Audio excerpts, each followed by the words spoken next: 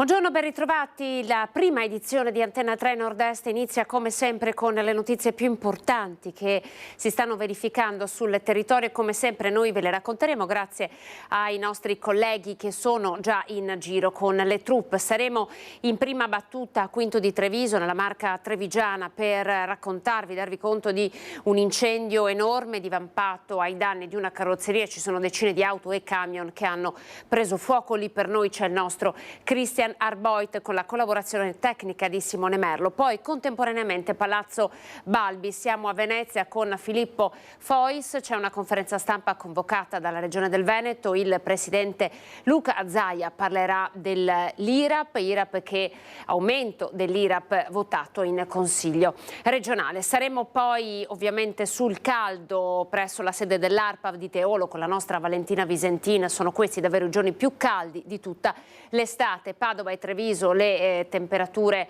più alte, le città con le temperature più alte, e da lì ci sposteremo a Romano de Zelino nel Bassanese per raccontarvi come gli anziani stiano andando a cercare refrigerio nei centri per anziani che restano aperti tutta l'estate, refrigerio ovviamente ma anche compagnia. Allora partiamo come detto con la Marca trevigiana, con il nostro Christian Arboit che vedo collegato. Christian è sul posto per noi ormai da diverso tempo, ci ha anche già inviato delle immagini. Allora Christian, buongiorno, buongiorno, facciamo un po' il punto di quello che è accaduto, quando è accaduto. Buongiorno Anna, a te e a tutti i telespettatori di Antenna 3 anche da parte di Simone Merlo che sta curando la parte tecnica. Ci troviamo in via Postumia sulla strada tra Treviso e Quinto di Treviso, una strada molto nota e molto trafficata. Questa la carrozzeria che è andata letteralmente in fiamme nella notte, un'auto carrozzeria appartenente a Elci e Ladi, questo è il nome del proprietario, che al momento risulterebbe irreperibile. Non è stato trovato dai carabinieri né appunto dai vicini che hanno tentato di rintracciarlo, di chiamarlo per tutta la notte. L'uomo sarebbe in ferie, ma come vedi Anna, i rilievi sono in corso, ci sono qui chiaramente i carabinieri del comando provinciale di Treviso, i vigili del fuoco per tutti i rilievi tecnici, perché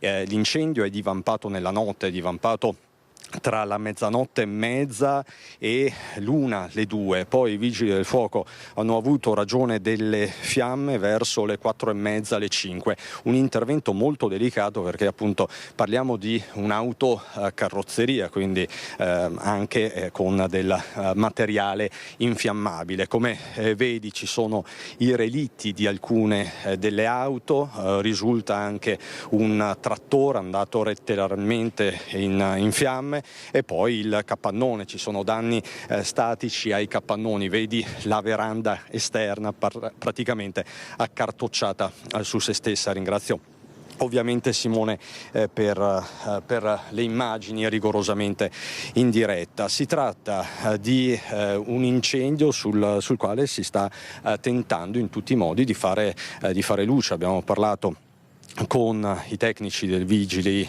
del fuoco, abbiamo parlato anche con alcuni vicini appunto di capannone e non si può escludere al momento il dolo. Incendi dolosi che sono tanti, troppi nella Marca trevigiana nell'ultimo periodo, ve ne abbiamo raccontati tanti, o comunque incendi sui quali c'è l'ombra del dolo. Siamo a Quinto di Treviso tra il 25 e il 26 giugno scorso, vi ricordo, è andato in fiamme un locale del centro, il Dolce Caffè, una vera e propria esplosione, una deflagrazione violentissima. In quel caso sono stati anche individuati due soggetti, si sta ancora cercando il mandante, una esplosione violentissima che appunto aveva portato al sequestro di tutta l'area, che è stata dissequestrata soltanto la scorsa settimana, come vi abbiamo raccontato. Non so Anna, dimmi tu se sono pronte le lanciate, le interviste che abbiamo realizzato con Simone Merlo poco fa. Mi dicono che sì, siano pronte. Benissimo, Cristian, allora possiamo farle ti faccio ascoltare. Assolutamente, allora nel primo contributo parla Roberto Benetti, che è un imprenditore vicino di Capannone.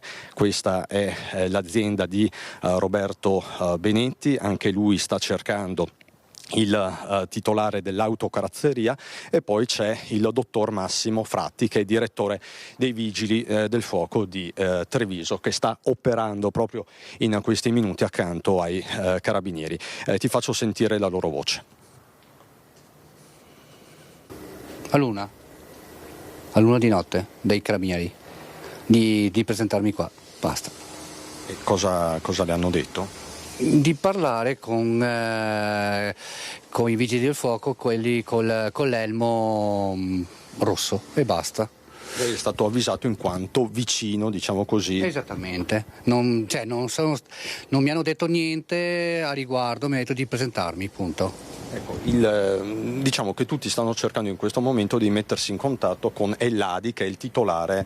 Esattamente. Non si trova. Purtroppo no. Ma in ferie, che lei sa? In ferie sì, in teoria sì, dai primi di agosto fino a settembre. E lei che idea si è fatto di questo incendio? Nessuna, non si sa. Ma può essere doloso, secondo me? Non lo so, può essere tante cose, può essere un contatto elettrico, può essere un ritorno di fiamma di quelle macchine che erano a riposo, cioè tante cose può essere, non si sa. È un'azienda che va bene, un'azienda non ha mai dato problemi? No, infatti stanno ancora cercando il motivo, in che modo che ha preso fuoco, cioè i vigili sono ancora qua che girano. E lei stesso sta cercando Elladi? Ha tentato di chiamare? Sì, ho tentato di chiamare, come hanno tentato i carabinieri, come hanno tentato tutti, diciamo, però da un momento all'altro risponderà in qualche modo, non so. Da quanti anni lavora qui Elladi a queste? 3, 4 anni penso.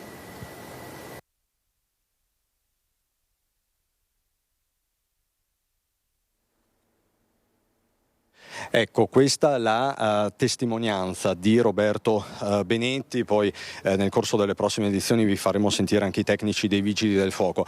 Il tema è questo, Anna, e poi ti lascio. Tanti troppi incendi dolosi nella Marca trevigiana. Ti ricordo solo la settimana scorsa l'incendio divampato all'Aumai di Conegliano, 2 milioni di euro di danni, e appunto anche lì l'ombra pesantissima del dolo, ma è stato un susseguirsi di eventi inquietanti in provincia di Treviso negli ultimi 2 mesi. Prima ti citavo quello di Quinto di Treviso, del Dolce Caffè, ma a inizio giugno a Villorba è andato in fiamme il parcheggio di un'azienda che commerciava camper, e in quel caso avevamo trovato anche degli squarci nella rete. Quindi insomma c'è da chiedersi il motivo per il quale ci sia tutta questa serie di incendi.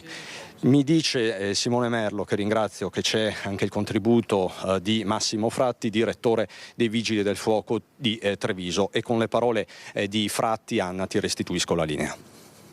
Quando noi siamo arrivati qui era già un incendio generalizzato, anche per via del materiale combustibile, appunto autovetture e pneumatici contenuti al di sotto della tettoia. Quindi noi adesso siamo qui come nucleo di polizia giudiziaria e di investigazione per verificare le possibili cause dell'incendio. In questo momento non si esclude nulla, nemmeno il dolo? Assolutamente, siamo ancora nelle prime fasi, quindi stiamo verificando sia l'ipotesi di accidentalità oppure altre ipotesi. Al momento è quasi mezzogiorno, non sono stati trovati possibili inneschi, qualcosa del genere? No, assolutamente non è stato ancora rinvenuto nulla. Non siete riusciti ancora a mettervi in contatto con il proprietario? Sono i carabinieri appunto che stanno operando in questo senso, quindi stanno colloquiando con tutte le persone che possono dare testimonianza, nel senso che questa tipologia di indagine è compito dei carabinieri. Senta, è scattato, c'era un allarme antincendio, qualcosa? No, non mi risulta, anche perché appunto la telefonata è arrivata da un passante di strade, quindi nessun allarme. Quindi che ha visto già le fiamme alte, immagino. Esattamente, sì. Perché è andato distrutto un po' tutto, mi pare. Sì, a parte le strutture abbastanza leggere, nel senso che erano strutture metalliche, comunque sia la potenzialità dell'incendio e l'energia rilasciata è stata tale da coinvolgere tutto il materiale combustibile presente e da far collassare le strutture, la tettoia. Il capannone di per sé ha subito lievi danni solo nel tamponamento esterno. Restiamo nel Trevigiano perché va verso il processo l'ex prefetto di Treviso Marrosu tra i 32 indagati per i falsi tamponi Covid al poliambulatorio di via Borin a Fiera. Inchiesta falsi test Covid. La Procura della Repubblica di Treviso ha chiesto il rinvio a giudizio per i 32 indagati nell'inchiesta ruotata attorno al poliambulatorio Salute e Cultura di Fiera a Treviso. Tra loro l'ex prefetto Maria Augusta Marrosu, 71 anni.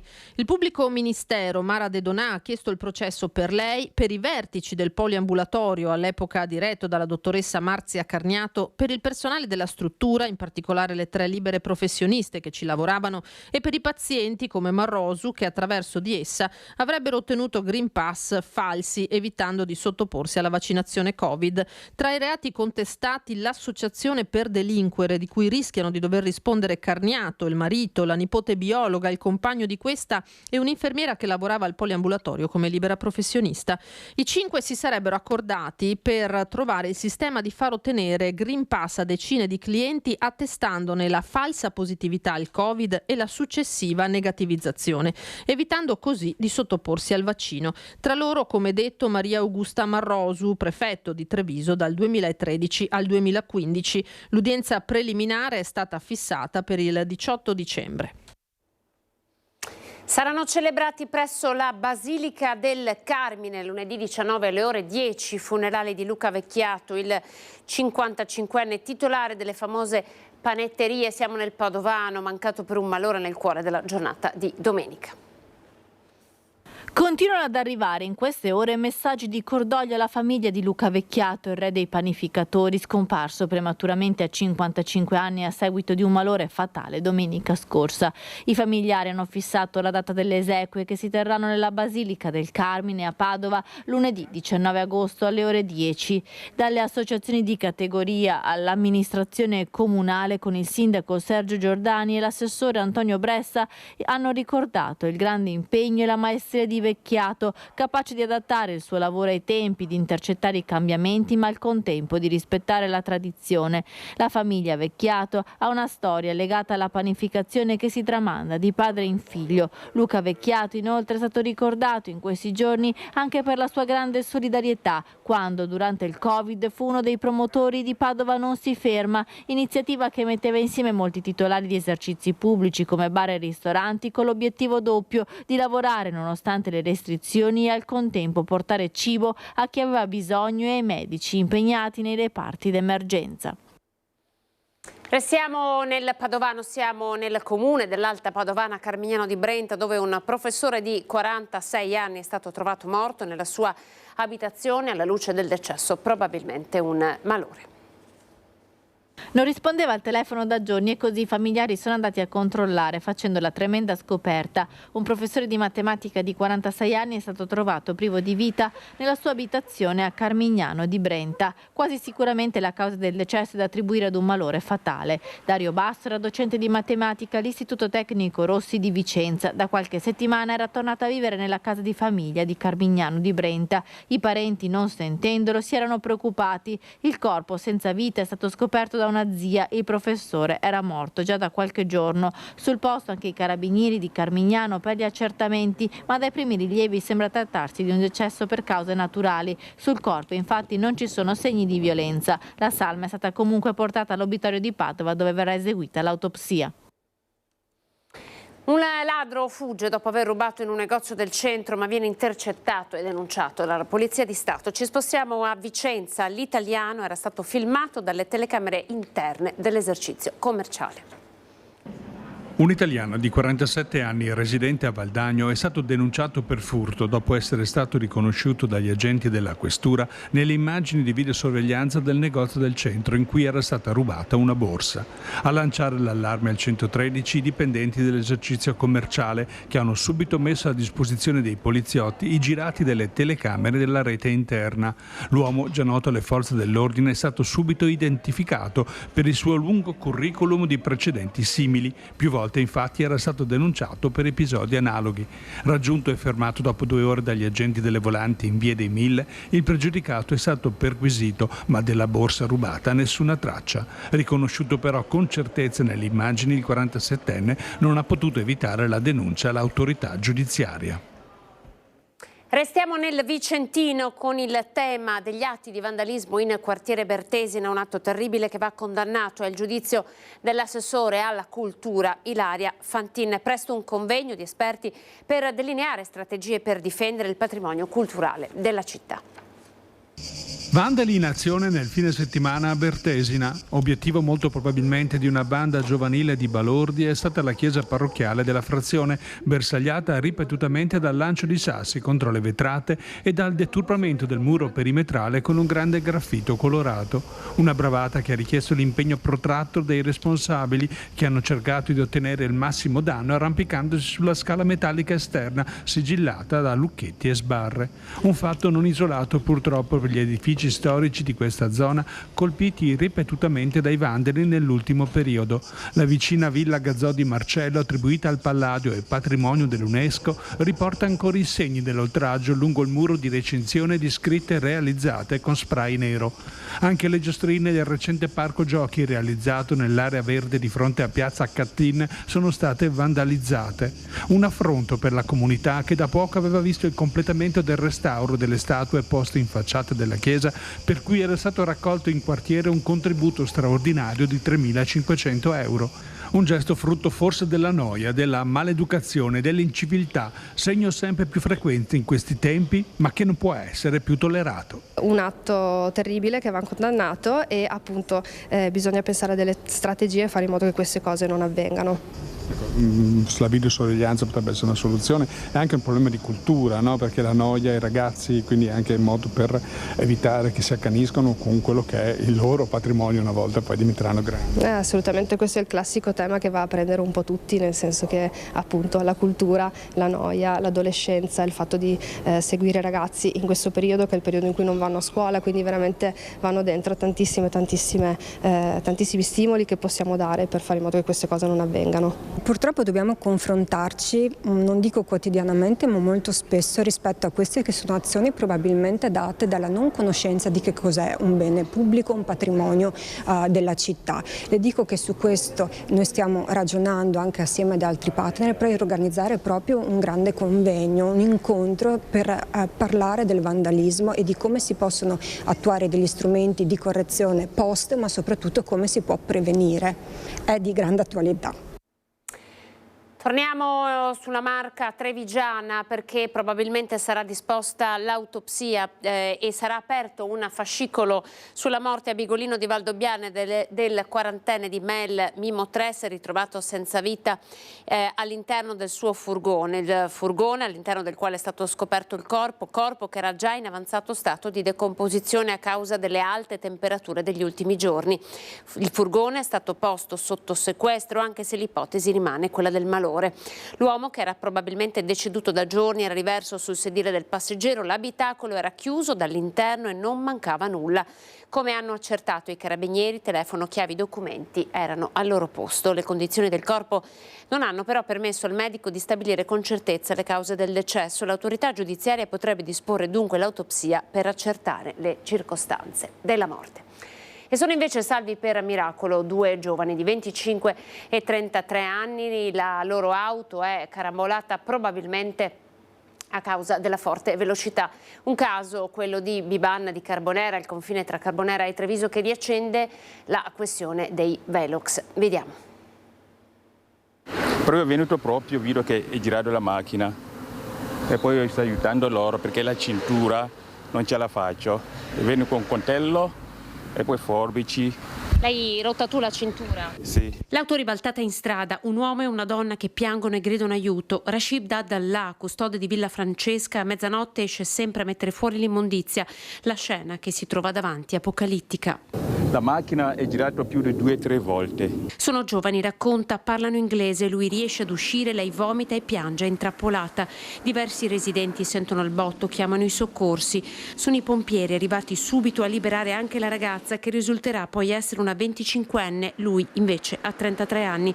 Un'ambulanza del 118 li porta all'ospedale, sono salvi per miracolo. L'auto sarebbe arrivata dalla curva come un bolide, finendo dritta. Perché la macchina correva veloce. Sì, secondo me, perché non ce la faccia la curva, finisca che è veloce. I segnali stradali sradicati, la carambola contro il muretto della cancellata, l'insegna della villa spaccata e l'auto che piomba sulla siepe, dove c'è ancora un pezzo del motore. A nulla sono serviti cartelli che segnalano un rilevatore di velocità poche centinaia di metri più in là o quelli che indicano il limite di 50 all'ora. Strada Bibano è una pista e lo dicono tutti. Qualcosa di più che rallenti un po' perché si sfreccia qua, indubbiamente. Poi la gente magari sa e non sa della curva e spesso si ribaltano. Un mese fa un altro giovane alla guida alla curva è andato dritto sfondando una muretta. L'incidente nel territorio comunale di Treviso. Il box, ad oggi vuoto, si trova già a Carbonera. È solo un deterrente, ma la sua presenza, ignorata dai più, riaccende il dibattito sui velox. In via Bibana, dove il limite è addirittura di 30 all'ora, non li vogliono nemmeno i velox, ma chiedono un rallentatore. Non è la prima volta che ad esempio da quella zona non arrivano neanche a fermarsi allo stop e quindi sono entrati direttamente dentro casa del proprietario. E qui scatta il paradosso, il rallentatore una volta c'era ma era troppo alto, per questo è stato contestato e poi tolto. Era troppo alto e chi passava con le auto si le danneggiava, ma se le danneggi è perché hai una velocità sostenuta.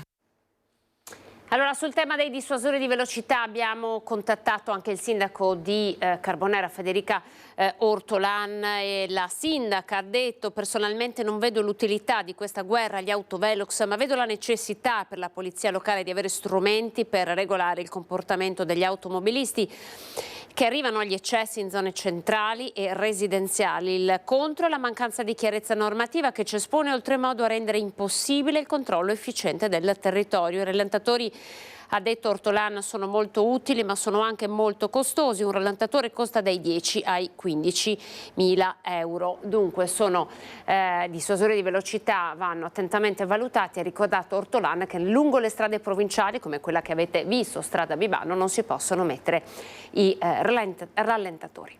Ed ora torniamo a parlare di sicurezza ed anche di Ferragosto con il Comitato per l'Ordine e la Sicurezza che a Treviso è stato anticipato. Vediamo che cosa è emerso.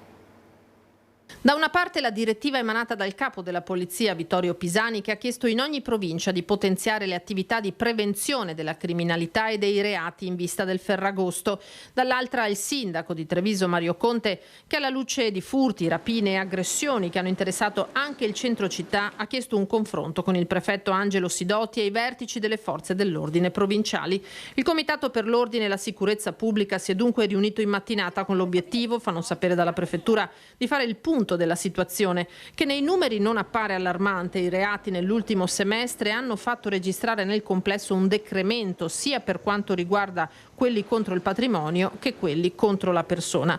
Malgrado questo, la zona del capoluogo, considerata più calda per la presenza di bande giovanili, stazione ferroviaria, via Roma, piazza Borsa, sarà ancora una volta la sorvegliata speciale. È stato infatti deciso un potenziamento dei servizi di controllo da parte delle forze dell'ordine anche in collaborazione con i militari impegnati nell'operazione Strade Sicure.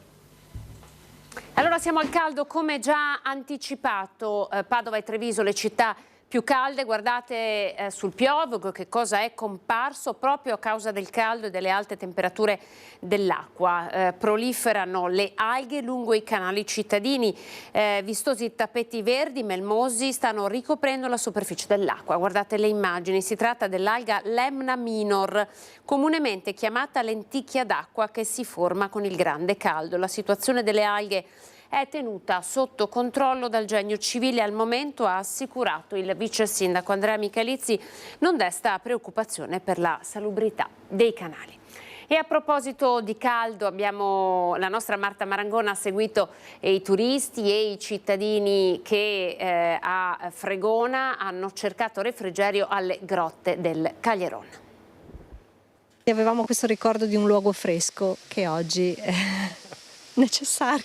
La macchina segna più di 40 gradi, quindi è una scelta quasi ottimale rispetto a qualsiasi altra possibilità estiva. Nelle giornate più calde dell'estate, tutti in cerca di refrigerio alle grotte del Caglieron. Siamo in comune di Fregona, ai piedi del Cansiglio, e l'arrivo di persone non accenna a diminuire nemmeno a luna. C'è chi arriva dalla pianura rovente per una gita in giornata. Siamo qui in giornata, abbiamo pensato di passare una giornata col bambino. E approfittate un po' del fresco delle grotte? Sicuramente, anche per mangiare. Qui dentro si sta sicuramente meglio che fuori. Siamo da Ferrara. Stiamo facendo un giro alla ricerca di fresco, in effetti qua qualche grado si percepisce meno. Iniziamo le ferie giovedì e abbiamo approfittato oggi, che è lunedì, con la famiglia e i bambini che sono a casa da scuola, siamo venuti a fare un giro. Ecco, si spera anche di trovare un po' più di fresco giù nelle grotte. Infatti, è una bellissima giornata oggi. Ma tantissimi sono anche gli stranieri da ogni parte d'Europa e pure oltreoceano. Qui fa freddo e caldo, se si va dentro le grotte è fresco, ma fuori è davvero tanto caldo. Sì, è davvero molto bello, noi abbiamo una cosa molto simile anche in Danimarca. Noi stiamo girando il mondo per vedere grotte come questa. Siamo stati in Italia, Inghilterra, Francia, Cile ed è molto interessante.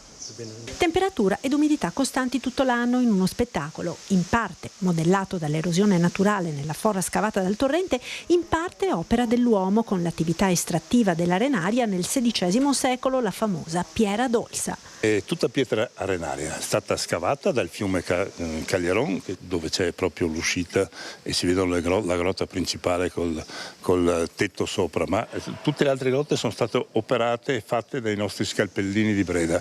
Breda è la località dove siamo adesso, del comune di Fregona. Scalpellini esperti, richiesti dappertutto, che hanno scavato la pietra, enormi massi da cui ricavavano i davanzali e tutti gli stipiti delle varie ville venete che ci sono in giro. Il fresco e la bellezza del luogo stanno facendo registrare numeri da record. Gli 80.000 visitatori del 2023 sono già stati superati nei primi 7 mesi di quest'anno ed in questi ultimi giorni le presenze stanno crescendo in maniera esponenziale. Non si può ancora parlare di overtourism, ma fatte le dovute proporzioni, anche questo sito necessita di investimenti per fronteggiare questo successo. Quello che manca è la ricettività e anche le strade devono essere più messe a posto.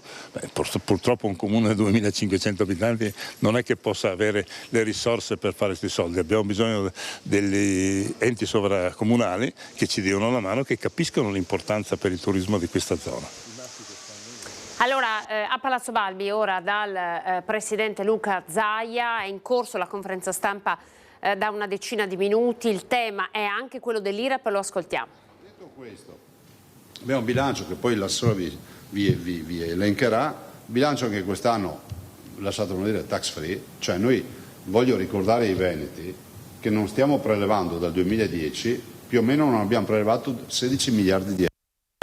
Oh, ma scrivetelo bene, 16 miliardi di euro, più di 1 miliardo all'anno, 1.179 sono. Io capisco che fa più rumore una pianta che cade di una foresta che cresce, ma la foresta che cresce sono i 16 miliardi che sono nelle tasche dei veneti sparsi in giro, che avranno utilizzato per fare le vacanze, per cambiare la macchina, pitturare la casa, pagare gli studi ai figli, curarsi, non lo so, ma 16 miliardi io so che nel bilancio della regione non sono mai entrati per scelta di questa regione. Vi chiedo solo una cortesia, noi abbiamo una tabella che l'assessore ha prodotto, l'abbiamo già distribuita? Delle regioni? Sì. Vi diamo una tabella che vi dà IRPEF, IRAP e vedete la nostra pressione fiscale con l'IRAP approvata che è di 7. No, quella di 7. Quella di 7. Cioè vi dà un'idea di cosa sia la pressione fiscale. Qualcuno mi chiede, ma perché l'IRPEF è meno 2 milioni di euro? Perché noi, oltre a non applicarla, abbiamo l'esenzione per i disabili che hanno redditi inferiori ai 50.000 euro. Quindi andiamo in negativo addirittura. Cioè abbiamo i rimborsi di questa parte di popolazione che che oltre a non pagarla avrà anche, diciamo, le agevolazioni fiscali. Ma al di là di questo, a me interessa ricordare l'area, diciamo, di non tassazione, e ai cittadini spieghiamoglielo per la millesima volta. Io capisco che non è colpa loro. Ogni tanto mi scrive qualcuno: ma mi sulla mia busta paga, ho scritto addizionale IRPEF regionale. Ma non è roba nostra quella. Cioè, abbiamo fatto addirittura una causa per togliere questa frase, perché c'era messa, se non ricordo male, il governo Monti ha lasciato diciamo, la scritta e ha cambiato l'operazione, ma non è una roba che decidiamo noi, cioè non è che possiamo, quella è addizionale IRPEF regionale, che è l'1,23 mi sembra, no? 1,23, e che è la base, ma non è una tassa che impone la regione quella. Ma io lo dico perché... Prego? 1,92.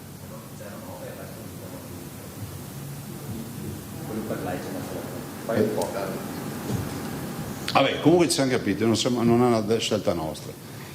Bilancio, secondo me, il bilancio presentato dall'assessore è un bilancio fatto bene, risponde alle esigenze del territorio e gli assessori ne sono giusta espressione. Come al solito si parte questa ottantina di milioni di euro, poi si va avanti. Ecco, io vorrei dire una roba.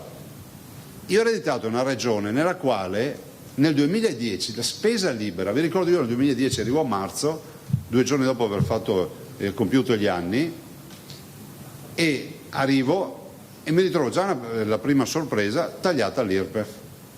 Quindi quanti erano? 160, 180 milioni. Da allora non c'è più l'IRPEF, perché la vecchia amministrazione decise di tagliare l'IRPEF. Legittimo, poi chi arriva decide di rimetterla oppure no. Ma vi ricordo che la spesa libera degli assessori, cioè gli 80 milioni di oggi, allora erano 500 milioni. Cioè noi siamo partiti con un tesoretto disponibile annuale di 500 milioni, oggi sappiamo di 80 milioni. Non abbiamo chiuso i battenti. E l'altro giorno mi ha inaugurato una pista ciclabile che era impensabile, da Treviso Ostiglia sono 89 km di infrastruttura per 32 milioni di euro, stiamo partendo dall'ospedale di Padova, abbiamo fatto un sacco di iniziative, abbiamo chiuso la partita della Pedemontana e le Olimpiadi, molte altre ancora, non sto qua a farvi la lista. Ma perché è accaduto questo? Voglio solo dirvi questo, perché abbiamo fatto fare una cura da cavallo a questa regione. Ma vi fate lezione di fiscalità, scusate un attimo, tanto aveva ragione Masul, è inutile di discutere con Masul. Gli hai spiegato che non è così. Cioè, la differenza tra chi paga le tasse e chi le studia le tasse è grande. E quant'è allora? Avevo ragione io, grazie. 09 sì, 1,23 ma te che sei in ragione, non c'entri un cazzo qua. No, Cazzavara sta bene, sta facendo benissimo l'assessore al bilancio e al patrimonio. Ecco, quindi dicevo, la cura da cavallo. Io mi ricordo che abbiamo iniziato, si ricorderanno gli assessori, sempre a sentirmi dire che ma non si può. Noi siamo riusciti a tagliare, ma portando alla virtuosità questo ente, e c'è ancora lavoro da fare, la dismissione del patrimonio. Di questo non si parla mai. E guardate, se uno mi chiedesse oggi ma che cruccio ha dopo tutti questi anni di non essere riuscito a vendere proprio tutto. Io ce l'ho qua, l'albergo, così tiro su un po' di polemica da quelle parti, perché è una roba vergognosa. In Cansiglio noi abbiamo un albergo abbandonato che è San Marco, che non riusciamo a vendere, perché ci sono i comitati contro la vendita di un cadavere eccellente, che ormai non si chiama più cadavere, è marcescente, capito? Cioè è già oltre, è già decomposto e arriviamo anche alle ceneri. Io penso che invece noi dobbiamo valorizzare, perché la regione, nell'oggetto sociale della regione, non c'è scritto fai il gestore immobiliare, c'è scritto occupati dei problemi della gente, la sanità, l'ambiente, la scuola, insomma, tutte la viabilità, i servizi, il trasporto pubblico locale. Abbiamo venduto tanto, abbiamo lavorato sulla pianta organica, abbiamo cercato di lottare contro le classi, l'inefficienza, abbiamo dismesso un sacco di società che esistevano solo per pagare le indennità. Andate a farvi un giorno un giro, fatevi dare dall'assessore Cazzavara quante ne avevamo e quante ne abbiamo oggi, ma senza far colpe a nessuno, cioè funzionava così, è un'altra era glaciale nella quale oggi ci troviamo.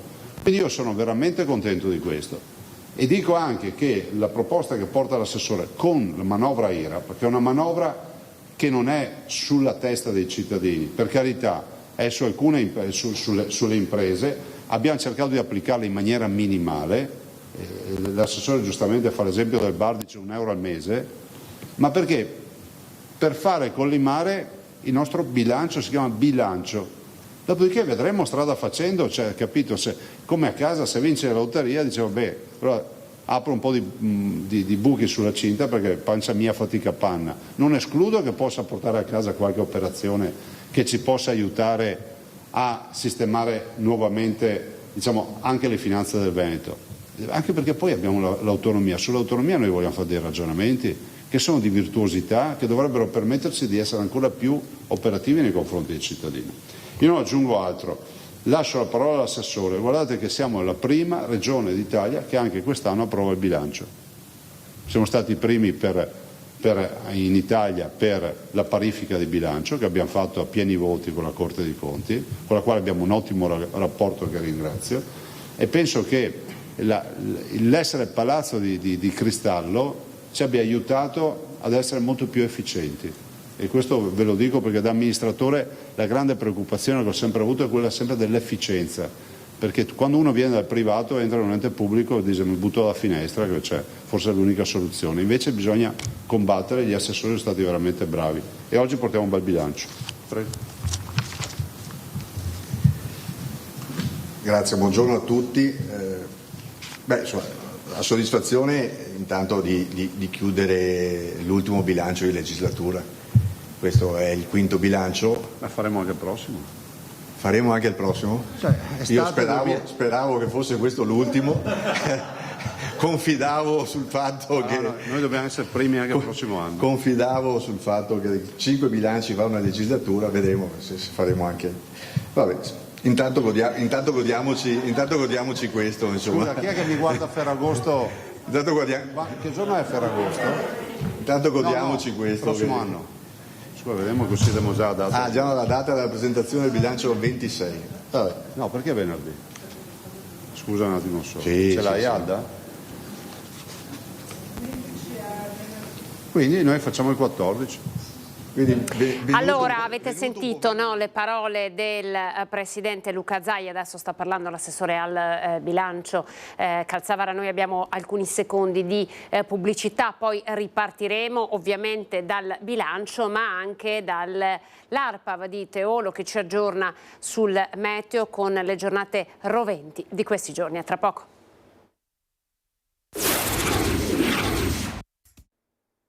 Prima edizione di Antenna 3 Nord-Est, ancora buongiorno, ben ritrovati. Torniamo per un attimo con le immagini, le parole. Palazzo Balbi sta parlando l'assessore al bilancio Calzavara, la presentazione del bilancio della regione. Il passaggio che avete sentito è quello sull'aumento dell'IRAP votato in giunta regionale. Lo ascoltiamo. Per quanto riguarda il disavanzo rispetto al PEF della Pedemontana. Abbiamo messo una ventina di milioni perché riteniamo che in questa fase sia prematuro dire la cifra reale, perché fino a quando non avremo i reali flussi di traffico del mese di luglio, agosto e settembre, e quindi poi ci porteremo nel mese di novembre all'approvazione di questo bilancio, potremo mettere la cifra che riteniamo sia necessaria per coprire quello che occorre, un po' di più che occorre rispetto al piano economico finanziario presentato nel TAC, nel terzo atto aggiuntivo. Come diceva il Presidente, è bene ricordare che nel Veneto il gettito IRPEF è un gettito che rimane allo Stato e quindi quello che vedete in busta paga non è poi di competenza della Regione. Accanto a quella che è spesa corrente c'è anche investimento per nuovo debito e quindi ci sono 50 milioni nel 25 e 50 milioni nel 26 per viabilità di completamento, statale 308 e Bretella di Cortellazzo. Ci sono 27 milioni e mezzo per la difesa del suolo. C'è l'aumento di ulteriori 10 milioni per lo sport, per il bando impianti per scorrere tutta la graduatoria, 6 milioni e mezzo per il NUE, per il numero unico d'emergenza, il 112, riprendiamo i 3 milioni per il velodromo, 5 milioni per l'ICT, per il data center, è un nuovo data center che stiamo pensando di realizzare a Padova che serve a mettere un po' di sicurezza. Scusa? 5 milioni. Abbiamo la necessità e quindi di mettere in preventivo 8 milioni per una serie di acquisizioni al patrimonio per dei beni che riteniamo siano fondamentali per il funzionamento della Regione rispetto anche alla loro collocazione, e iniziamo a mettere 10 milioni per la creazione del nuovo archivio della Regione del Veneto, che è necessario iniziare a pensare e a progettare. Ecco, tutta questa partita... Scusa, 112? 112 ho detto. Ho detto? 6 milioni e mezzo al 112. Me l'ho sfuggito. Tutta questa partita ha un costo di 8 milioni e mezzo con una rata che partirà man mano che vengono realizzati i finanziamenti, ma che ci costerà circa 8 milioni e mezzo a partire dal 2026. Questo anche in risposta ad alcune richieste che venivano dal Consiglio, dove si diceva: ma perché non fate nuovi investimenti? Per fare nuovi investimenti bisogna avere anche della liquidità che permetta poi a rate costanti di riuscire a pagare la quota investimenti, la quota capitale ed interessi. Ecco, allora avete sentito, no? Un piccolo frammento, poi ovviamente il punto lo faremo nel corso dei nostri telegiornali della sera. Investimenti a debito, ci sono soldi per l'ampliamento della 308, per la strada di Cortellazzo, 10 milioni per lo sport, il nuovo data center di Padova. Avete sentito un po' come saranno distribuiti i soldi nel nuovo bilancio, ve lo racconteremo ovviamente questa sera nei nostri telegiornali, ma dobbiamo assolutamente parlare del meteo che ci attende per le prossime ore. Il Veneto è davvero una regione bollente, allora chiediamo alla nostra Valentina Visentin, che si trova presso la stazione dell'ARPAV di Teolo, di farci un po' il punto con il meteorologo. Buongiorno Valentina. Sì, buongiorno dal centro meteo ARPAV di Teolo, alle nostre spalle il Veneto e i giorni bollenti che sono stati registrati in questi mesi, temperature ancora alte anche per questa settimana, ce lo conferma Francesco Domenichini, meteorologo ARPAV. Dobbiamo ancora pazientare prima di assaporare un po' di fresco. Sì, la settimana in corso sarà ancora all'insegna di temperature piuttosto alte, disagio fisico intenso. Avremo minime probabilmente sopra i 20 gradi su buona parte della pianura fino a venerdì 16, le massime che saranno attorno ai 34 fino anche a 37 gradi sempre sulle zone di pianura. Con notti tropicali che non danno respiro. Sì, la definizione notte tropicale è nata proprio per definire le nottate in cui la temperatura non scende al di sotto dei 20 gradi. Ne abbiamo vissute parecchie in questo periodo, nell'arco degli ultimi 40 giorni, quasi 30 notti tropicali sulla pianura veneta. Il disagio lo vediamo dalla quella cartina del Veneto, dove sono segnati i giorni di disagio fisico registrati nelle varie zone. Il litorale è quello dove si conta il maggior numero di giorni con le temperature più alte, più fastidiose. Le temperature più alte si registrano in pianura, ma il contributo dell'umidità dato dal mare è molto significativo, e quindi il disagio fisico che si misura con il valore di temperatura percepita medio nell'arco della giornata viene incrementato dall'umidità portata dal mare. Per questo il litorale, anche se compensato dal vento, dalla ventilazione, comunque risulta pur sempre la zona più afosa. Abbiamo dato solo notizie non proprio buone, ma adesso almeno una la riusciamo a dare, nel senso che il caldo ha i giorni contati. Questi giorni sono gli ultimi di sacrificio. Quando arriveranno i temporali? Sì, infatti parlavo fino a venerdì 16 come previsione delle temperature. Nel fine settimana avremo un abbassamento per l'ingresso di aria più fredda dalle zone centro-settentrionali del continente, possibili temporali nell'arco del fine settimana, quindi vedremo nei giorni prossimi quanto questi saranno diffusi e eventualmente intensi. E con queste rassicurazioni, Anna, restituisco la linea allo studio.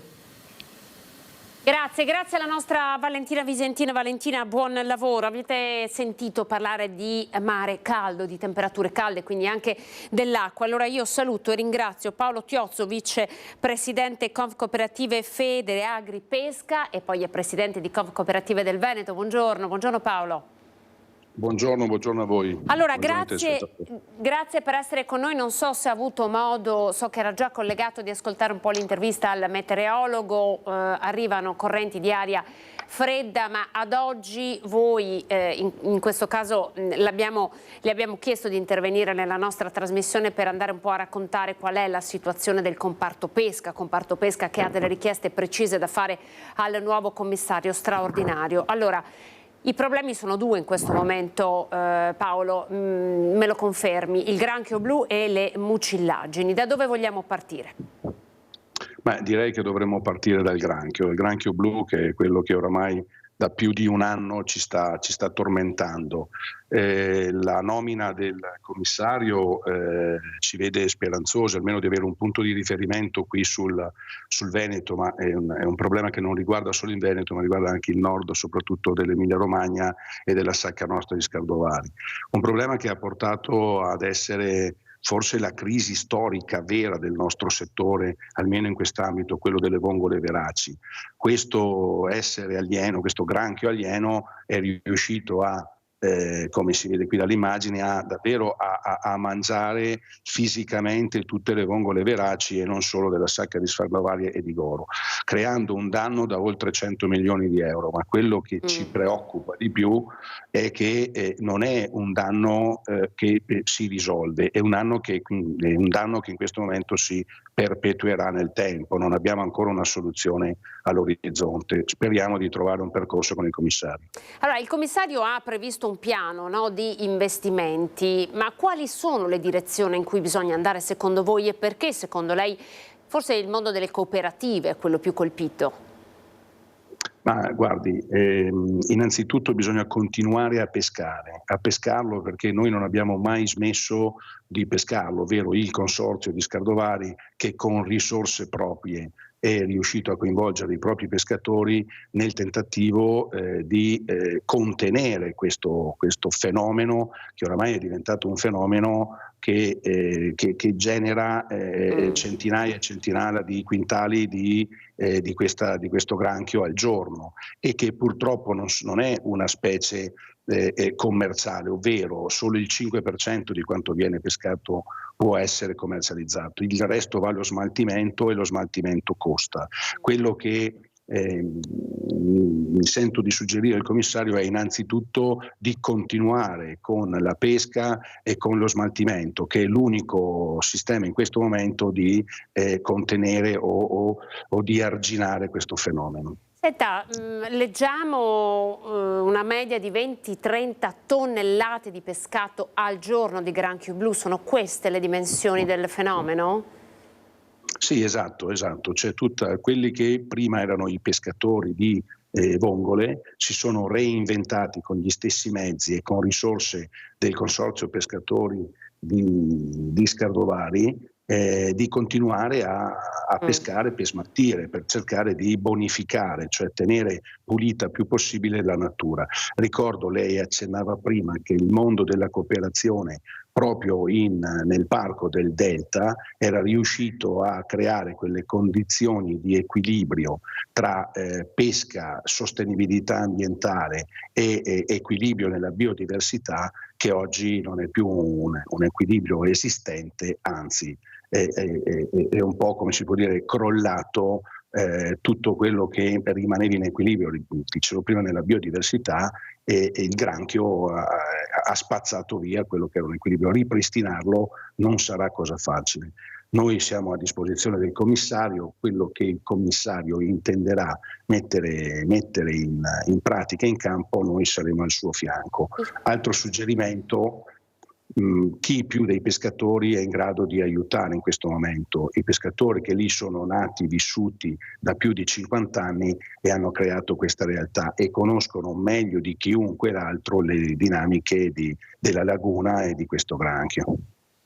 Tra l'altro è un fenomeno con cui voi iniziate a che fare da non tantissimo tempo, no? Lei ha parlato di equilibrio, di biodiversità.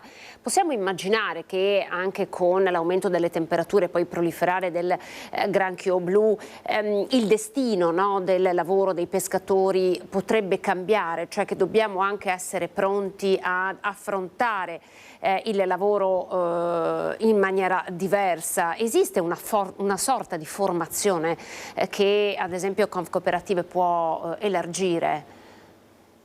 Ma guardi, come sempre il pescatore, l'uomo si adatta ai cambiamenti. Bisognerà escogitare quali tecnologie mettere in campo per coesistere con il granchio, perché non immagino che il granchio l'uomo riesca a sconfiggerlo. È un qualcosa che oramai si è insediato ed ha trovato ricchezza nel cibo e perciò prolifera in maniera così importante. Credo che un lavoro che dovremmo fare assieme al commissario è proprio questo, cioè immaginare un nuovo equilibrio che veda coinvolto da un lato la pesca di questo granchio, il contenimento del granchio, e invece la difesa di quelle che erano le aree evocate alla pesca delle vongole veraci, che altrimenti rischia di diventare davvero una tragedia. Ricordo qualche numero: stiamo parlando di 100 milioni all'anno di danni, 3.000 famiglie in un territorio particolare come quello del Delta, dove si erano integrati con un modello cooperativo attraverso le organizzazioni di produttori, unico forse nel suo genere a livello europeo. Cioè il Veneto aveva il primato di un consorzio fatto da 14 cooperative come quello del consorzio del Polesine in un'area così particolare, e rimaneva in equilibrio. Sottolineo che non è stato l'uomo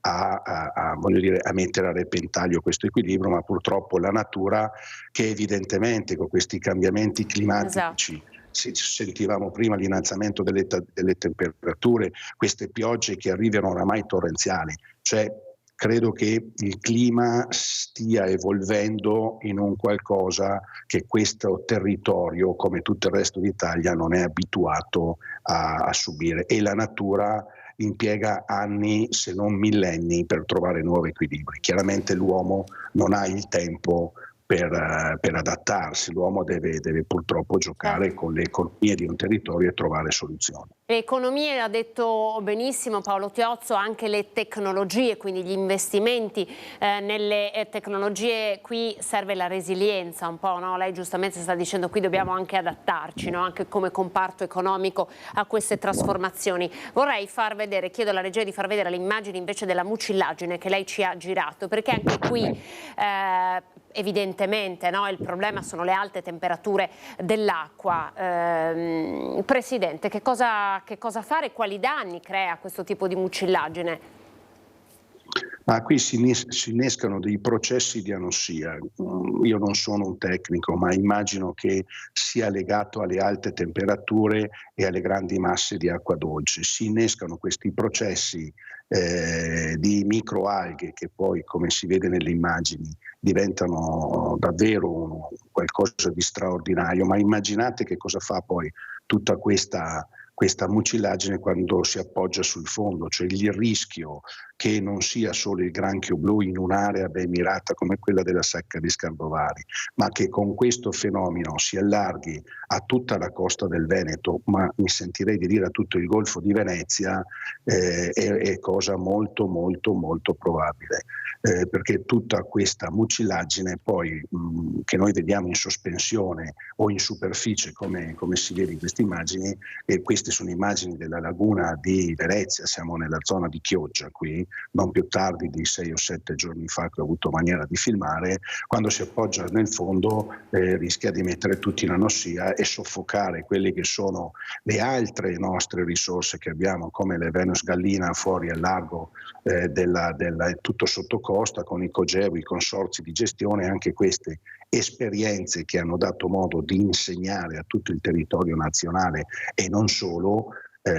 Siamo riusciti in Europa a creare delle condizioni anche con le norme che ci permettevano di fare gestione, ma stiamo di fatto subendo questi cambiamenti troppo repentini che vanno a vanificare tutti gli sforzi che la cooperazione riesce a mettere in campo. Senta Presidente, lei ha detto in una riflessione che a me pare davvero molto interessante, cioè qui i cambiamenti, il cambio di rotta deve partire proprio dal Veneto, ma si deve creare un asse di collaborazione con i due ministeri, quindi ambiente e agricoltura. Voi dovete dialogare con due ministeri. Le sembra che a livello governativo questo dialogo già esista, ambiente e agricoltura?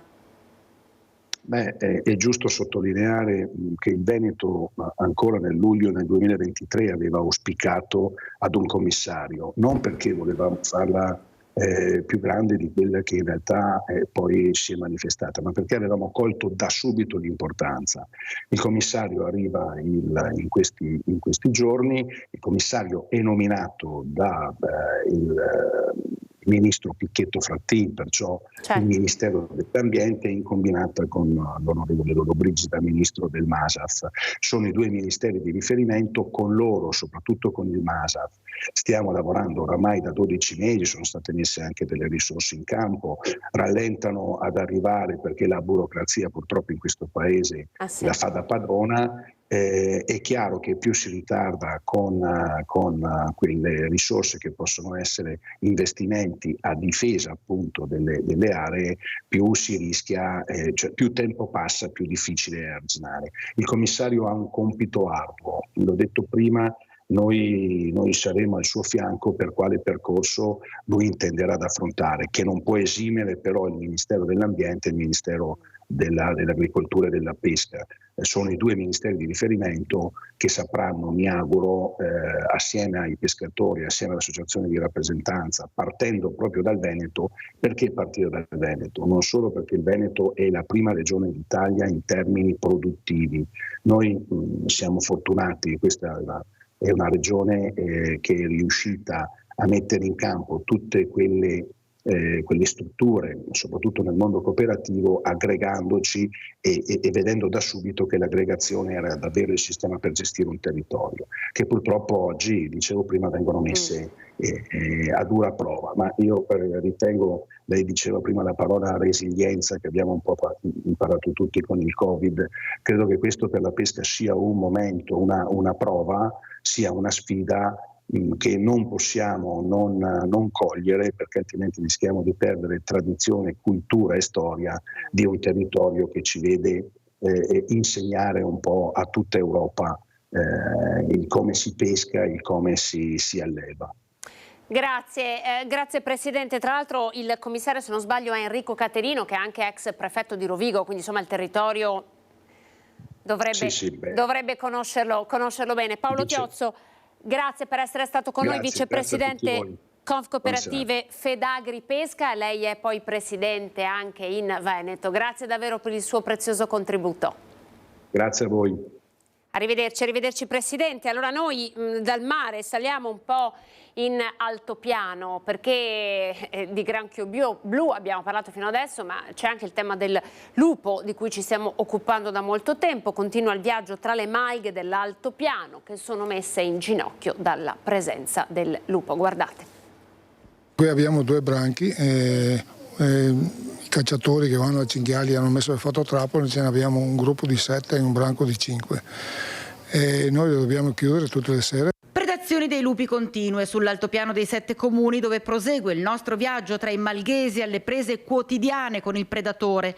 Cresce la preoccupazione e cresce anche la paura. Siamo a Malga Biancoia, in territorio comunale di Lusiana Conco. Io sono convinto che i lupi, per carità, devono anche rimanere, però bisogna avere un controllo, ce ne sono troppi adesso. Insomma. Io penso finché va bene che non succeda qualcosa a qualche persona, però spero che qualcuno prima prenda dei provvedimenti. Non vogliamo assolutamente eliminarli, però se continua così elimineremo le malghe. Insomma, ecco, credo che sarebbe un disastro per il territorio e per il paesaggio. Questo è il tema che ricorre puntualmente, il rischio dell'abbandono delle malghe e di conseguenza della montagna, con ripercussioni sul turismo ma soprattutto sull'ambiente montano. Se abbandoniamo la montagna, sparisce il turismo, questo territorio è finito. Insomma, ecco. Credo che le malghe fanno parte di questo territorio e lo integrano benissimo. Ecco. Sono una caratteristica fondamentale. Esatto. Se mancano i pascoli, dopo la neve viene giù, cioè veramente sarebbe un disastro. E il bosco in pochi anni, 5-6 anni, sparisce tutto. Oltre a chi gestisce le malghe, anche i turisti si muovono con estrema cautela perché non si azzardano più a percorrere come un tempo i vari sentieri nel bosco attorno alle malghe per il terrore di incontrare il lupo. Molta gente viene qua, ti fa domande, sono preoccupati, ti chiedono. Fino adesso non è mai successo niente alle persone, però sono molto incuriositi e molti domandano. Ecco. E ha ben chiaro cosa chiedere alle istituzioni, alla politica, a chi dovrebbe attivarsi per tutelare chi abita, lavora e mantiene viva la montagna. che vengano fatto un censimento e che vengano controllati, ce ne sono troppi, insomma, o li spostano in qualche altra parte o fanno in maniera che non si riproducano così, perché veramente non so se andiamo avanti di questo passo. Spero che qualcuno apra gli occhi e prenda qualche provvedimento, non disastroso, però insomma lasciamo vivere anche le maglie. Poi ci sono i cani che vengono avvelenati, è quello che è accaduto a Fregona. Guardate l'iniziativa della padrona di questo cagnolino che purtroppo non c'è più. L'ho visto morire, praticamente era avvelenato e insomma io l'ho portato al veterinario il giovedì e il venerdì mattina è morto. Il veleno, da quello che mi ha detto il veterinario, sono di bocconcini imbevuti di paraflu. Praticamente quello che si butta sul radiatore, sulla vaschetta della macchina. Quel veleno fa sì che gli venga un'insufficienza renale. Ucciso da dei bocconi avvelenati, una fine atroce per Winnie, un simpatico meticcio di 12 anni che viveva in via da Ponte a Fregona. La sua padrona, che l'aveva preso per fare compagnia all'anziana madre, non si dà pace ed ha deciso di attaccare dei cartelli di allerta in paese. Metto fuori un po' di cartelli, perlomeno che chi ha fatto l'atto si vergogni di quello che ha fatto quando passa di qua. Un avviso ai proprietari di altri animali a fare attenzione ed un atto d'accusa all'incivile che ha sparso i bocconi avvelenati. E l'abbiamo preso perché il papà stava per morire per la mamma e fa tanto male, tanto. No, non so più cosa dire. Non sono loro le bestie, siamo noi. Noi dobbiamo imparare tutto da loro. Comunque ho già un cucciolo e non mi arrendo. E molto presto lo porto a casa. Sarà un altro Winnie, anche perché il gatto sta ancora andando in cerca. Andiamo in pubblicità, tra poco continueremo a parlare di lupo con la sindaca di Ponte di Piave, poi evidentemente anche delle regole, i regolamenti per le grigliate di Ferragosto. Eccoci, buongiorno, ben ritrovati con tutte le notizie di Prima Edizione. Avete visto l'incendio con cui abbiamo aperto ad una carrozzeria di Quinto di Treviso lungo la Postumia, poi il passaggio a Palazzo Balbi con la conferenza stampa del Presidente del Veneto Luca Zaia e dell'assessore al bilancio Calzavara. Il tema continua ad essere quello dell'IRAP, a seguire il caldo con le previsioni del centro ARPAV di Teolo. Adesso parliamo del Ferragosto, facciamo un po' il punto sulle prenotazioni sulla stagione estiva a Jesolo. Abbiamo delle percentuali altissime, siamo intorno al 94% come tasso di occupazione e sicuramente per questi 3-4 giorni di Ferragosto le strutture conosceranno il tutto esaurito. Hanno di che sorridere gli albergatori di Jesolo. Il tutto esaurito di Ferragosto non è isolato, ma si è registrato anche in alcune settimane di questo come del mese scorso. A fare la parte del leone, come da tradizione, sono gli arrivi dall'estero. Clientela italiana leggermente in calo, possiamo dire quest'anno, periodi leggermente più brevi, ma sicuramente surrogata da clientela straniera, in particolare paesi dell'est. Accanto alla storica presenza del turismo di lingua tedesca, Germania, Austria e Svizzera, le spiagge di Jesolo e non solo si stanno popolando sempre più di turisti dell'Europa orientale che, sommando le varie nazionalità, raggiungono il 12% delle presenze e rappresentano ormai il secondo mercato straniero. La vicinanza geografica dal punto di vista proprio dello spostamento, le 5 ore in macchina ci possono raggiungere praticamente tutti. Dei numeri, la Polonia ricordo che è 5 volte l'Austria dal punto di vista numerico, l'Ungheria è un mercato nel quale insomma in questo momento abbiamo il conforto della scelta da parte loro e quindi è un settore sulla quale parallelamente a un ritorno di quello classico nostro puntiamo molto. Anche le previsioni sul resto della stagione sono molto buone. Nei prossimi 30 giorni gli alberghi contano di registrare un aumento del 2,5% di prenotazioni rispetto al 2023. Le prenotazioni stanno andando molto bene e quindi se va bene il ricettivo di conseguenza va bene anche per le altre attività, perché il ricettivo è quello che porta gente nella località e poi gli imprenditori del commercio danno i servizi e quindi mi auguro bene, ma sembra che le prenotazioni stiano andando molto bene. Allora, a Padova, ad esempio a Ferragosto, i supermercati della grande distribuzione hanno deciso di non abbassare le serrande, dunque i servizi ci saranno per chi invece rimarrà in città. La stragrande maggioranza dei padovani è in vacanza e i pochi che sono rimasti a casa escono di rado per evitare le temperature africane. Eppure, nonostante la città sia deserta, la grande distribuzione ha deciso di tenere aperti i supermercati anche nella giornata di Ferragosto. Aperti i punti vendita di PAM, Despara e Conad per tutto il giorno del 15 di agosto. A lì solo mezza giornata con i punti vendita più grandi. Una scelta criticata dalla Filcams CGIL, da sempre contraria alla liberalizzazione e alle aperture nei giorni festivi. Rimane per noi una battaglia di dignità e di rispetto nei confronti delle lavoratrici e dei lavoratori che non possono godere di giorni di festa come le altre persone che lavorano e che hanno un'organizzazione del lavoro rispettosa dei loro tempi. Tutto questo si può fare ed è per questo che noi non molliamo ed è per questo che insisteremo sia con le associazioni datoriali che con le istituzioni per trovare delle nuove regole sulle aperture dei negozi.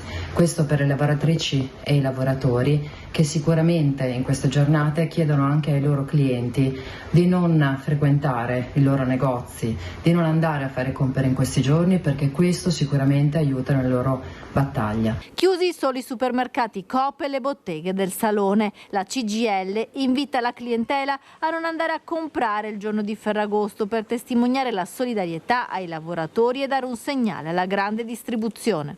Solidarietà alle lavoratrici e ai lavoratori che oggi, senza essere un servizio essenziale, senza essere un servizio indispensabile, continuano a lavorare nelle giornate di festività lontani dalle loro famiglie.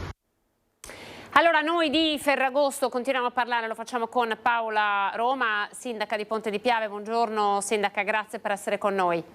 Buongiorno Anna, buongiorno a tutti. Partiamo un po' dal Ferragosto, il suo comune con appunto la Golena del Piave è uno dei più quotati, no, per le grigliate di Ferragosto. Io vorrei partire da qui con lei per chiedere quali sono i regolamenti, a che cosa bisogna stare attenti, anche perché insomma stiamo parlando di lupo, prima abbiamo fatto vedere un servizio, insomma se ci sono delle raccomandazioni da fare, prego. Sì, allora sicuramente ci sono dei divieti generali perché a Ponte di Piave, come essendo in un'area con zona SIC, rete Natura 2000, è un ambiente nel quale c'è il divieto di circolazione dei veicoli a motore appunto se non autorizzati, e quello è normalmente una sanzione di 200 euro, sanzione amministrativa. Poi il secondo è il divieto di accensione dei fuochi in area boschiva, lì ci troviamo in un'area golenale e chiaramente come zona boschiva sappiamo effettivamente quali sono poi le sanzioni amministrative che partono da un minimo di 1.032 fino ai 10.329 euro, anche queste previste da parte del codice.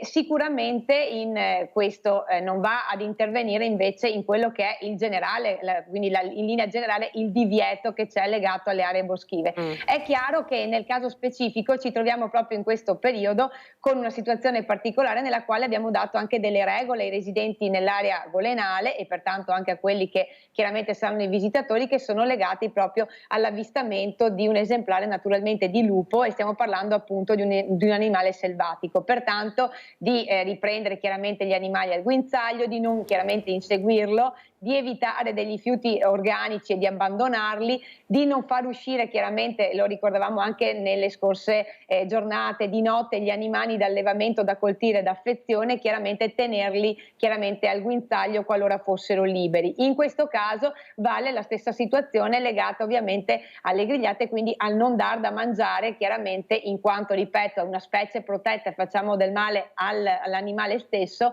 chiaramente costicine, cose che si sono verificate appunto nello scorso periodo, quindi su questo chiaramente è sia riguardante all'animale stesso ma anche per preservare ovviamente tutte quelle operazioni che sono state poste in essere, e ringrazio naturalmente la Regione del Veneto, la Polizia Provinciale ma anche il Centro Recupero Fauna Selvatica, poiché come abbiamo visto negli scorsi giorni è stata chiesta da parte della Regione un'autorizzazione all'ISPRA e al Ministero dell'Ambiente. Siamo in attesa di ricevere questa autorizzazione da parte del Ministero dell'Ambiente per poi appunto procedere al recupero e al posizionamento dell'animale in un luogo più consono. Dichiariamo chiaramente che in quest'area, nella nostra area, chiaramente il lupo non è una specie che solitamente è un animale che è previsto all'interno ovviamente del nostro territorio. Pertanto ci sono delle procedure che abbiamo dato ai residenti proprio per permettere anche chiaramente nel caso degli spostamenti informazioni puntuali e precise.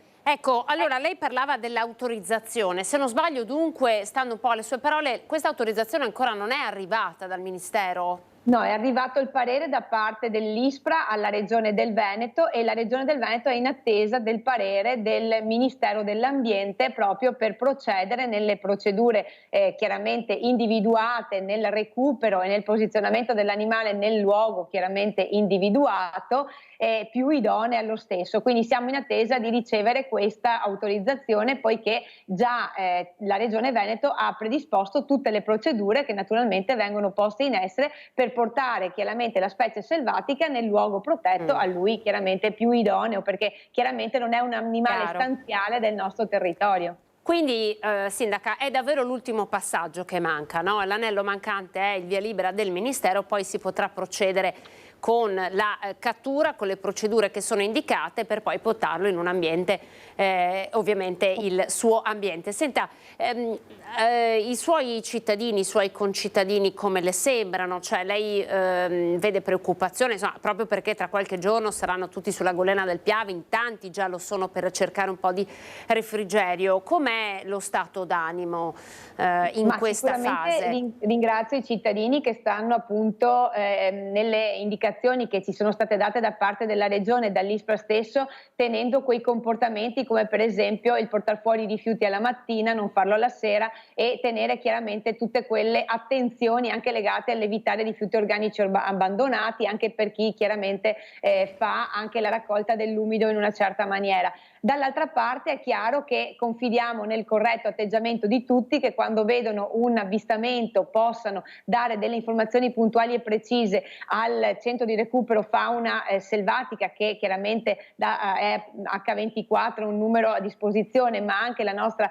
polizia locale, e chiaramente cercare di dare delle informazioni puntuali e precise rispetto all'animale, in maniera da poterne cogliere anche le situazioni e di individuarlo. Su questo sta già naturalmente lavorando già la Regione con il gruppo di recupero, con anche la Polizia Provinciale, per permettere il recupero in maniera puntuale e precisa e naturalmente dare una mano a chi verrà nel territorio proprio per il recupero dell'animale stesso. Quindi successivamente, quando ci sarà poi l'autorizzazione, daremo anche ai residenti, in prima battuta io parlo proprio per il mio comune, delle indicazioni proprio legate a quel personale che sarà sul territorio per permettere in maniera corretta il recupero dell'animale selvatico.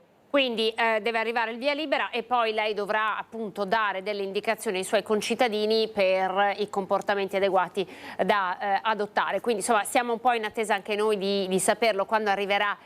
Sindaca, lei ce lo comunichi, che così possiamo darne anche noi notizie attraverso i nostri canali di informazione. Se non sbaglio, noi abbiamo sentito ieri il sindaco di Spresiano, ma gli ultimi avvistamenti di questo lupo, che è un unico esemplare, sono avvenuti nel suo comune, corretto? Nel nostro comune già anche stamattina, e chiaramente i comuni comunque interessati sono appunto i nostri limitrofi, quindi nel caso specifico Ponte di Piave è intervenuto anche questa mattina, quindi io ribadisco la necessità di dare appunto in chi dà l'avvistamento indicazioni puntuali e precise anche rispetto allo stato dell'animale, al posizionamento e alla situazione dello stesso, perché queste sono tutte informazioni utili alla squadra di recupero per permettere anche una modalità di recupero più idonea e permettere poi lo spostamento dell'animale. Dove si trovava? Era più vicino al centro abitato oppure sempre zona golena? All'area golenale, area golenale, sì. Area golenale. È sempre più o meno quella l'area in cui va a circolare, sì. A lei sembra che stia diventando un deterrente per i suoi cittadini e per i turisti nel frequentare il Piave? Ma guardi, io credo che adesso c'è un bisogno della collaborazione di tutti quanti invece per permettere a un animale che non è stanziale in questa zona chiaramente pianeggiante il poter inserirlo proprio nel suo ambiente protetto. Quindi faccio nuovamente appello al senso di responsabilità di tutti quanti perché si possa permettere ovviamente in maniera, nella modalità che naturalmente il Ministero autorizzerà e chiaramente la Regione Veneto sta già lavorando per porre in essere in maniera corretta proprio per permettere le operazioni e ovviamente alle persone che saranno impegnati nel territorio. Quindi faccio un po' appello a tutti quanti perché collaborino proprio per permettere chiaramente un ritorno anche dell'animale selvatico chiaramente nel suo ambiente. Ci fa un esempio di richieste che potrebbero essere fatte ai cittadini? Ma semplicemente intanto ribadire quelle buone norme che avevamo già individuato, quindi di tenere gli animali al guinzaglio, di evitare l'abbandono dei rifiuti organici, di non far uscire durante la notte gli animali d'allevamento, d'affezione, da cortile. Quando si avvicina chiaramente magari battere le mani ed evitare ovviamente di avere dei contatti diretti e segnalare l'avvistamento, ripeto, in una modalità che chiaramente il centro di recupero fauna selvatica dà appunto delle domande, fa delle domande proprio puntuali e precise all'utente che segnala, dare il maggior tipo di informazioni possibile, anche perché questo permette una georeferenziazione di dove si è spostato l'animale e chiaramente delle modalità e delle operazioni di cattura che vengono previste naturalmente dai protocolli ministeriali ben indicate nel documento dove ci sarà l'autorizzazione. Senta Sindaca, in ultima battuta, un po' torniamo al Ferragosto, la zona golenale, facciamo anche un appello insomma, ai cittadini a stare attenti anche al Piave. Abbiamo visto insomma, che ci sono stati diversi episodi di cronaca legati ai fiumi, ai torrenti. Facciamo un appello anche su questo ai cittadini a stare attenti a come si fruisce il Piave.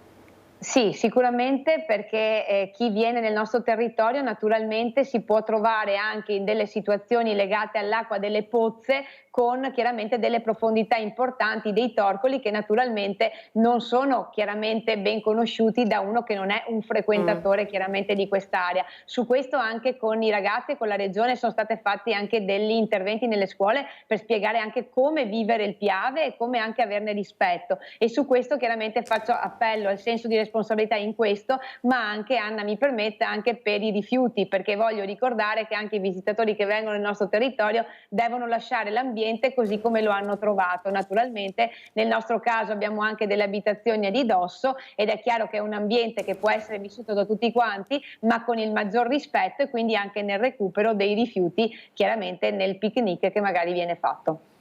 Grazie, grazie Sindaca per essere stata in nostra compagnia, grazie insomma anche un po' per tutte queste notizie che sono importanti da veicolare in questi giorni. Sappiamo insomma fa molto caldo, per cui davvero tante persone si riverseranno a cercare refrigerio nel suo territorio e quindi è importante insomma che questa fruizione avvenga nella maniera più corretta. C'è qualcos'altro che possiamo dire Paola Roma?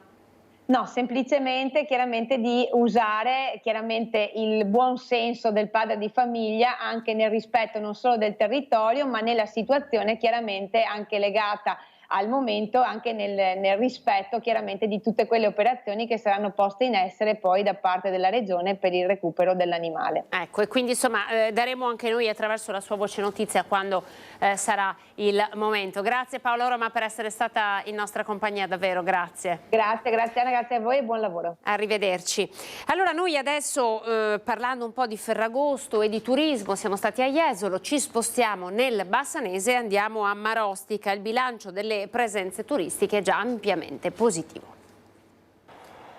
C'è il segno più alla voce turismo della città di Marostica. La primavera e la prima parte dell'estate sono state molto attrattive, anche se manca ancora l'appuntamento principale. Marostica fino ad oggi manca ancora la partita a scacchi, può veramente godere di un bilancio molto positivo di quelli che sono stati gli eventi. Marostica appunto con i suoi eventi porta oltre al turismo legato all'evento, ma anche poi porta il turismo e porta le persone a stare in città, a frequentare le attività economiche della città, soprattutto poi i pubblici esercizi, che nel periodo estivo, quindi nel periodo dove ci sono delle attività, delle manifestazioni, godono proprio della presenza delle persone. Il Summer Festival ha avuto 8 concerti su 10 con il tutto esaurito. Oltre ai sold out delle serate, quindi dei concerti, degli spettacoli stessi, c'era anche il sold out delle persone che giravano fuori dall'area spettacolo. Quindi questo sicuramente porta un'importanza notevole poi proprio per le attività economiche. Il calendario degli appuntamenti è sempre stato molto fitto e ricco di proposte. Perché partiamo da aprile circa fino a luglio, veramente quasi tutti i fine settimana erano ricchi di impegni, ricchi di attività culturali, attività ludiche, attività sportive. Tutto questo ovviamente porta anche pubblici diversi nella nostra città. A Padova parliamo ora di case popolari. C'è un investimento per quasi 200 alloggi che nella città del Santo saranno ristrutturati perché, insomma, nonostante stiamo parlando di ferie e di Ferragosto, l'emergenza abitativa è un tema che resta.